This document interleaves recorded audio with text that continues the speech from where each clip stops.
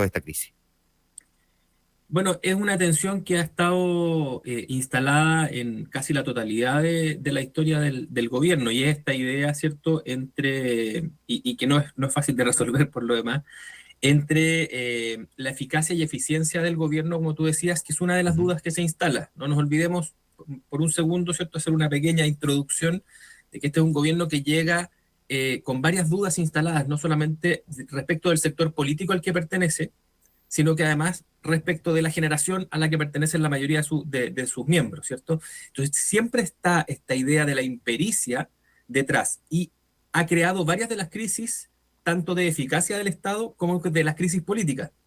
Por lo tanto, esto que tú narras es una constante, es decir, siempre está instalada ante cualquier desafío del Ejecutivo la duda respecto de si, primero que todo, va a ser capaz de gestionarlo, esto que tiene que ver con la experiencia, la capacidad de gestión y otro, cuestión que se ha resuelto o que se mejoró después del cambio de gabinete post plebiscito, ¿cierto? Y por otro lado está el tema político que tiene que ver con aquellas banderas que se defienden. Yo creo que en el caso de los incendios, por ejemplo, que tú mencionabas recién, esto se nota si es que uno hace una división analítica, no es perfecta, digamos, eh, entre la agenda control de los incendios, llegar a tiempo, tener los Mm. aviones que hay que tener, estar en terreno, ¿cierto? Esa percepción va en el carril de la agenda eficacia del gobierno.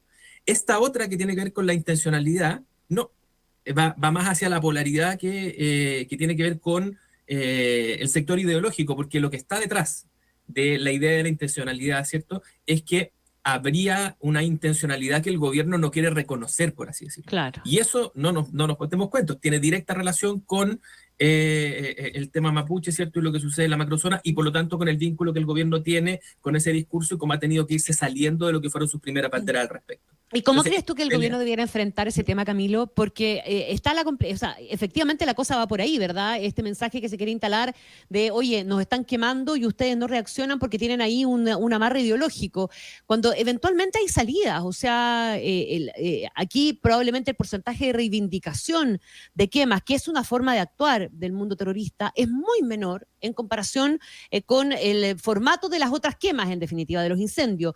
¿Cómo salir y no quedarse entrampado en una discusión? Porque finalmente puedes terminar cayendo en una trampa.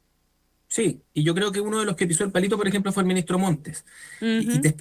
Lo voy a decir desde la perspectiva del gobierno, por así decirlo. Eh, el gobierno ya está en términos de adhesión y popularidad en aquel tercio que ideológicamente lo acompaña. Su verdadero desafío tiene que ver con los públicos más grandes, y los Claro, públicos más crecer. grandes están en la otra conversación que es si el gobierno llega a tiempo o no, si es que está relativamente ordenado y si es que sus ministros no se contradicen entre ellos. Por lo tanto, la pregunta, si es que uno la mira desde ahí, se contesta sola. ¿Dónde debe estar el gobierno? Preocupado de la eficacia, la eficiencia, ¿cierto?, del control de las crisis. Luego del delivery que tiene que ver con llegar a tiempo con las ayudas y otras. Siempre van a haber problemas sobre condones, sobre otros. Eso es parte del juego democrático cotidiano. Pero si el gobierno, y de hecho lo demuestran algunas de las encuestas semanales, cuando el gobierno logra instalar que está a cargo de, comienza, ¿cierto?, a subir de ese tercio ideológico, si es que tú quieres, y comienza a recibir una cartilla o un chequecito en blanco pequeño de la ciudadanía. Ahí está obviamente su tarea, porque desde el punto de vista político tiene otras que son igualmente desafiantes, igualmente complejas.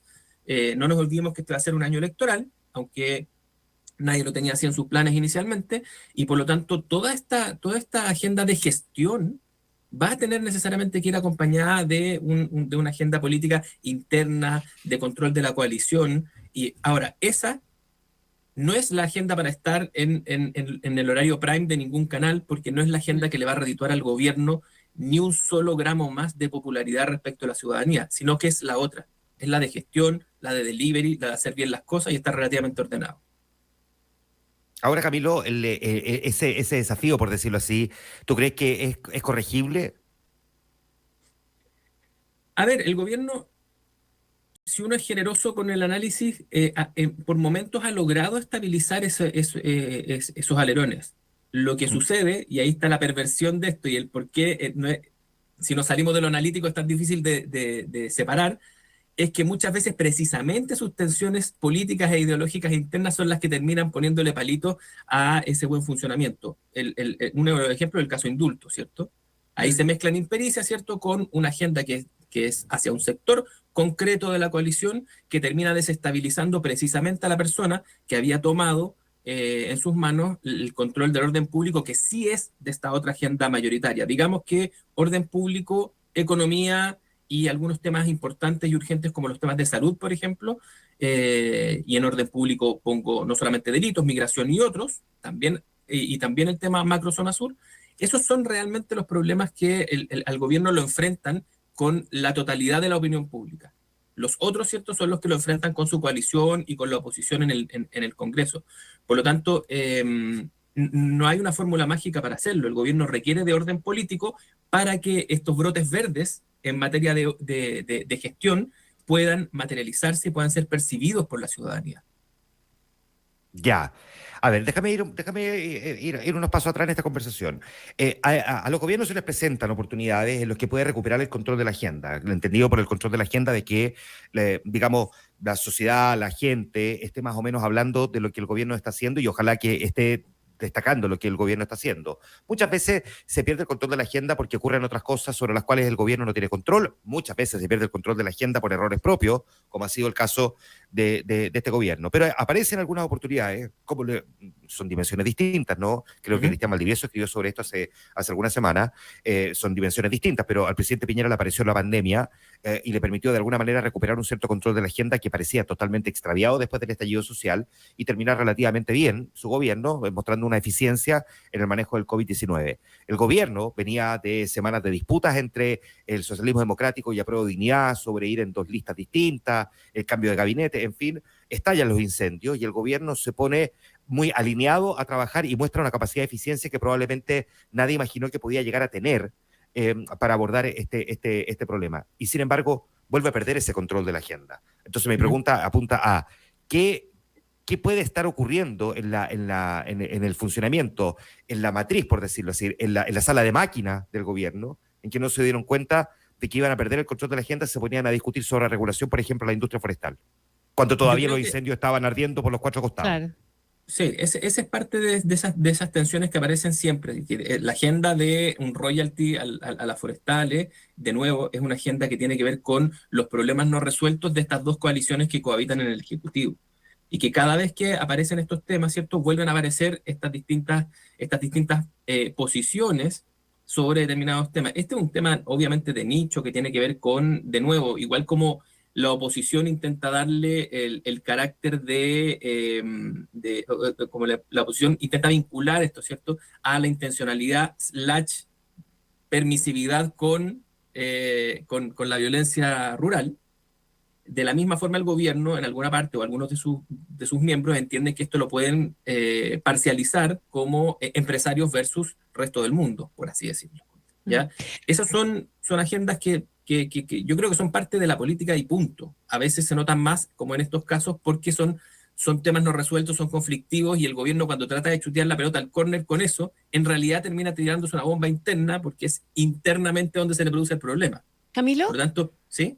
la agenda de la oposición, en esta lógica, ¿verdad?, de vincular los temas de intencionalidad con esta permisividad supuesta, etcétera, etcétera, ¿en qué medida se puede asociar también al empresariado? Porque también ahí hay una cuestión que es compleja. Normalmente el sector político que está gobernando hoy día, particularmente el del presidente Boric, ha insistido en la asociación, en esta cosa media indeleble, histórica y casi como de sangre que hay entre el oficialismo, la oposición, la derecha y el empresariado. Hoy día, alguien puede decir, son agendas que conectan perfectamente, el discurso, etcétera, etcétera.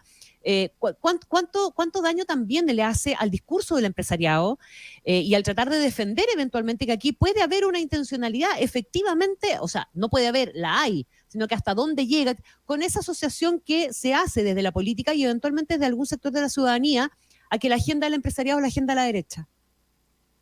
Bueno, es que nosotros venimos con un pequeño desfase. No nos olvidemos que todo eso que antes nos parecía parte de la verdad oculta detrás de la política se develó hasta hace menos de un año, digamos.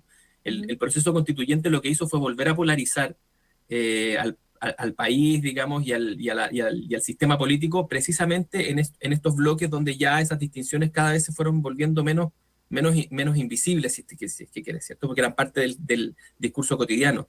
Donde yo creo que si es que esto le incomoda a la derecha un problema, bueno, habría que preguntarle por qué, por ejemplo, llevan dirigentes empresariales dentro de sus listas para competir en la convención.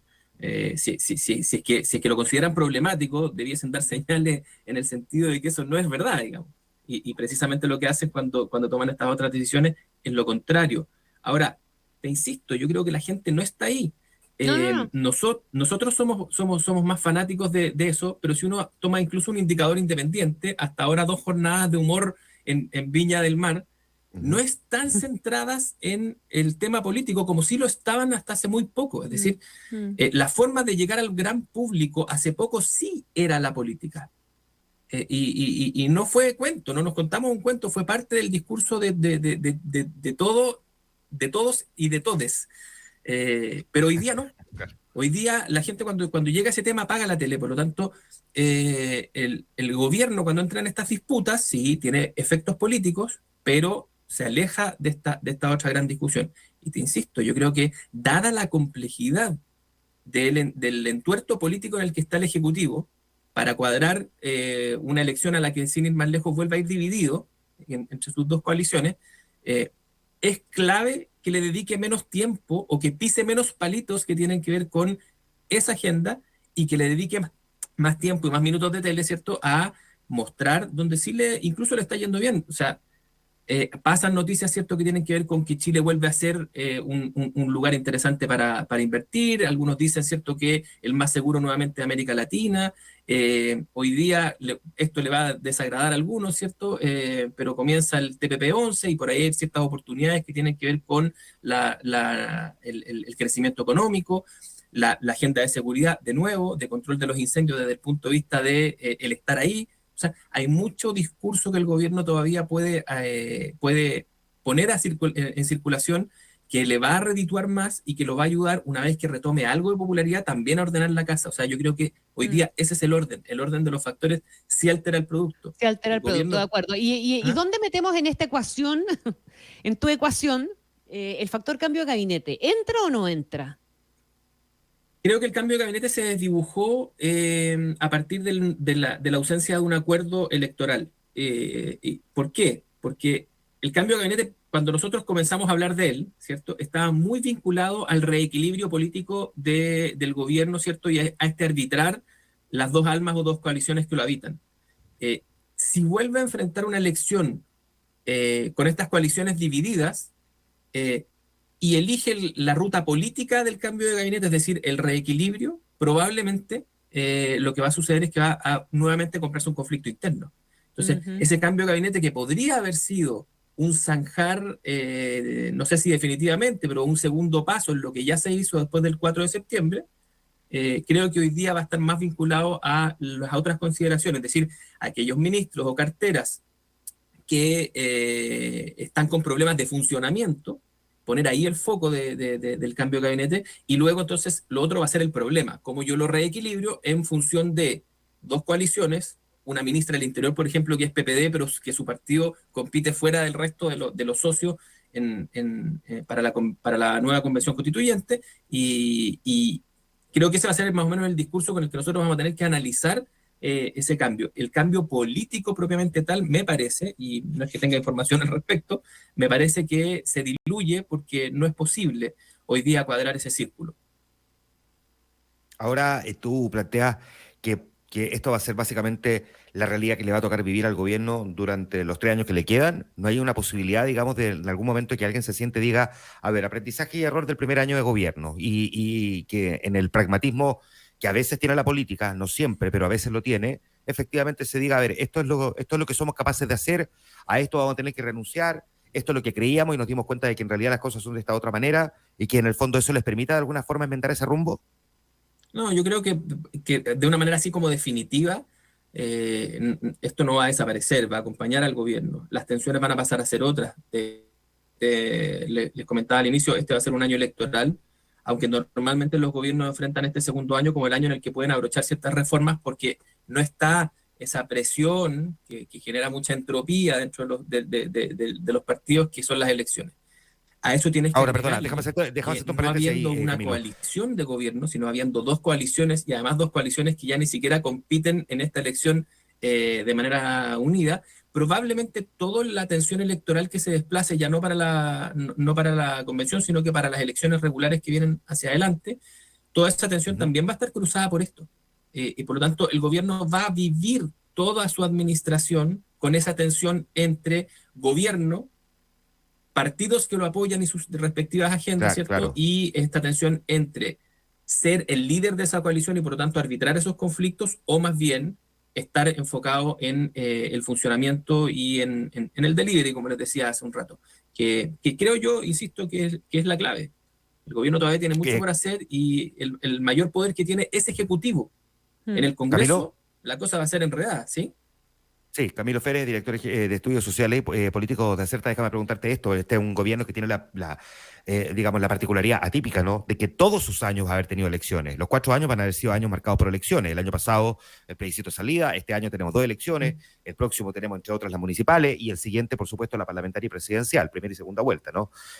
Por lo tanto, a diferencia de otros gobiernos, este es un gobierno que en todos los años va a estar atenazado por elecciones y por lo tanto aprovechar esos pocos meses, digamos, de espacio en el que no hay campaña para tratar de sacar adelante su reforma. Al mismo tiempo, un gobierno que pretendía reformas muy ambiciosas, sabemos que las ha tenido que moderar, pero al menos va a tener que sacar adelante 3 que son muy importantes: la de pensiones, la tributaria y eventualmente la de salud. ¿Tiene espacio, cuando además tiene un Congreso en minoría, el gobierno de conseguir éxito en ese objetivo? ¿Atenazado además por tantas elecciones? Sí, va a tener, porque yo le agregaría que va a tener elecciones todos los años y incluso es probable que las enfrente todas en condiciones distintas de coalición. Entonces, Claro. la verdad, te insisto, ese círculo no va a ser fácil de cuadrar y probablemente incluso cuando esas elecciones el gobierno sea exitoso, no va a poder celebrarlas porque siempre va a haber un derrotado en sus filas, o parcialmente derrotado en sus filas. Entonces, el gobierno no se puede dedicar a ganar elecciones, como muchas veces sucede con los gobiernos. Se tiene que dedicar a esto otro, por lo tanto, lo que va a suceder en marzo es clave. Hay una reforma tributaria que es, por así decirlo, la madre de todas las batallas, porque es la que le va a permitir al ministro de Hacienda y al Ejecutivo comprometer cierta parte de su programa, financiarlo y eventualmente, ¿cierto?, dar una certeza ahí donde hoy día todavía hay una incertidumbre, cuestión que también es importante en términos económicos. Para la reforma tributaria y para la reforma de pensiones, el gobierno va a tener que generar grandes acuerdos con la oposición. Siempre tiene 2 caminos en marzo. El gobierno pacta límites con la oposición, que parece lo que quiere hacer con la reforma de pensiones, ¿cierto? Y establece un cierto marco de entendimiento y por lo tanto baja algunas de sus pretensiones y sale adelante con una reforma relativamente apoyada por una mayoría, o intenta lo otro, que es más bien arrinconar a la oposición con todos aquellos votos móviles, volantes, ¿cierto? Lo que normalmente se conoce como el pirquineo de votos. Ahora, de nuevo, esto está cruzado por la agenda de los retiros, que están ultra anunciados para el inicio del Cuando año se cumpla un político. año del retiro anterior, del intento anterior. Así es, pero como agenda política ya partió y probablemente en marzo ya va a estar como discurso y por lo tanto una vez que se cumpla ese plazo, que si no me equivoco es en abril, esto ya va a estar cruzado, van a haber parlamentarios que van a haber fijado posición y por lo tanto la tarea del gobierno va a ser moverlos de ahí. Así que yo veo muy compleja el panorama. Creo que lo que tiene que hacer el Ejecutivo es ordenarse, respaldar a los ministros más fuertes más que torpedearlos, y por ministros más fuertes me refiero fundamentalmente a 2, que son los de Hacienda e Interior. De ahí, ¿cierto?, nace el orden hacia abajo, y veo posibilidades porque al mismo tiempo que estamos hablando de esto, el gobierno igual logró aprobar antes del cierre del año legislativo, entre otros, ¿cierto?, la reforma de pensiones, la aprobó en general. La idea de ¿cierto? legislar. La idea de legislar, pero incluso eso en algún minuto estuvo en duda si se iba a poner en votación, alineó a la Democracia Cristiana o lo que queda de ella, que preside esa comisión. Por lo tanto, el gobierno logra tener ciertos éxitos. Lo tuvo también en la elección de las mesas, lo ha tenido. O sea, el gobierno es capaz, y en esto la ministra secretaria general de la presidencia ha mostrado que es capaz en las acusaciones, en las votaciones, ¿cierto? Y algunos ministros sectoriales de obtener logros en el Congreso si es que le baja un poquitito la idea, ¿cierto?, a que cada una de estas discusiones es una guerra santa. Probablemente ahí esté más o menos la clave que tengan que tomar desde marzo en adelante, pero es complicado. Camilo Férez, director de Estudios Sociales y Políticos de Acerta, esta mañana conversando con nosotros. Como siempre, Camilo, muchísimas gracias. Un abrazo. Al revés, gracias a ustedes, que estén muy Chao, bien. que estés bien. 8:30.